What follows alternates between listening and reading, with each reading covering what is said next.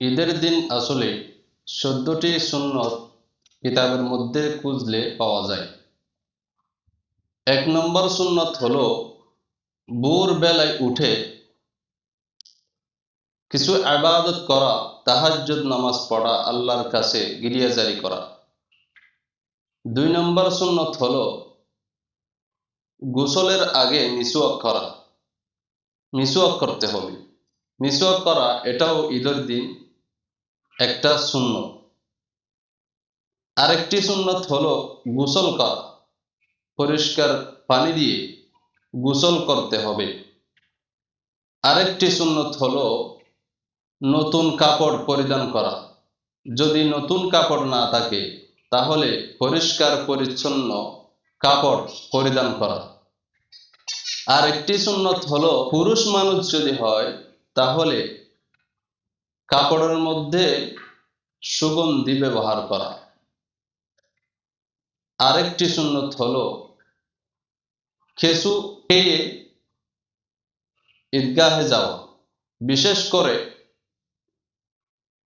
বেজুর সংখ্যায় খেজুর খাওয়া। 3টা হোক বা 5টি হোক বা 7টি হোক, খেজুর খাওয়া এটা সুন্নাত। আরেকটি সুন্নাত হলো ঈদগাহে যাওয়ার আগে সাদকাতুল ফিতর যেগুলো ওয়াজিব সেগুলো আদায় করা, এটাও সুন্নাত। এরপরে আরেকটা সুন্নাত হলো ঈদগাহে যাওয়ার সময় হেঁটে হেঁটে যাওয়া। আরেকটা সুন্নাত হলো যাওয়ার সময় তাকবীর বলা। তাকবীর হলো আল্লাহু আকবার, আল্লাহু আকবার, লা ইলাহা ইল্লাল্লাহু, আল্লাহু আকবার ওয়ালিল্লাহিল হামদ। এরপরে আরেকটি সুন্নাত হলো এক পথে যাওয়া আরেক পথে আসা। এরপরে আরেকটি সুন্নাত হলো ঈদের নামাজ জামাতের সহিত পড়া, এটাও সুন্নাত।